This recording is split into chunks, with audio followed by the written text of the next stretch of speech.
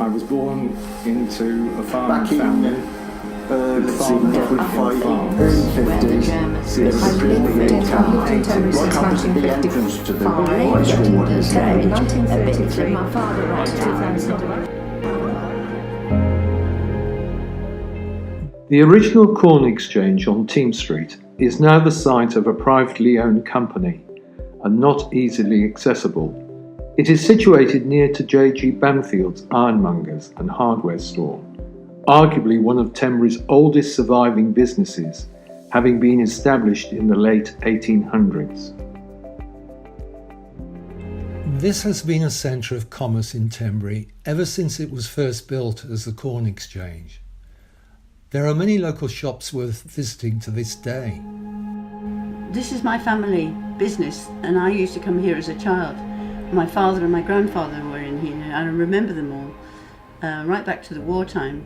So I've been here all the time, but my great-grandfather got married and decided to go to Australia for the gold rush, which he did, but by the time they got there, the voyage had been so long, they'd had one baby on the way. But when they came back, about 5 years later, I think they got 2 or 3 children by then, they came here, and I think that great-grandma's parents probably gave them some money to get started on this business.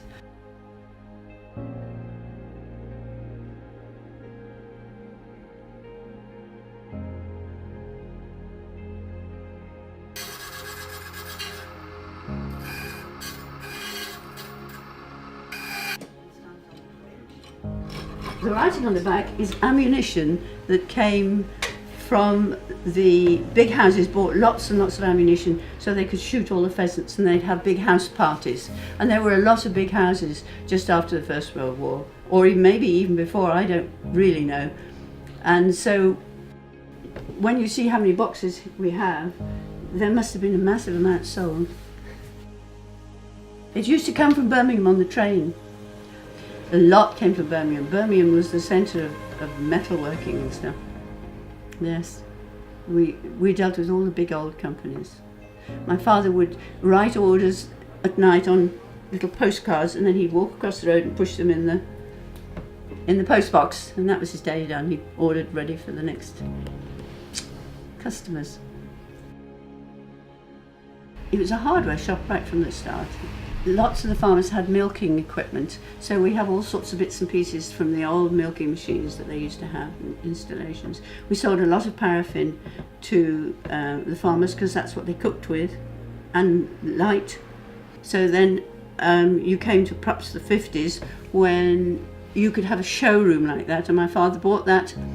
And shopping changes you, because before that you only came into a small shop and you asked and you got what you asked for. But now you could go and look around and say, well, look at that, I think of different kind of shopping. That was modernising. So then gradually this is where we've ended up. But unfortunately we're a bit too old-fashioned now, and everything's being bought online, I think.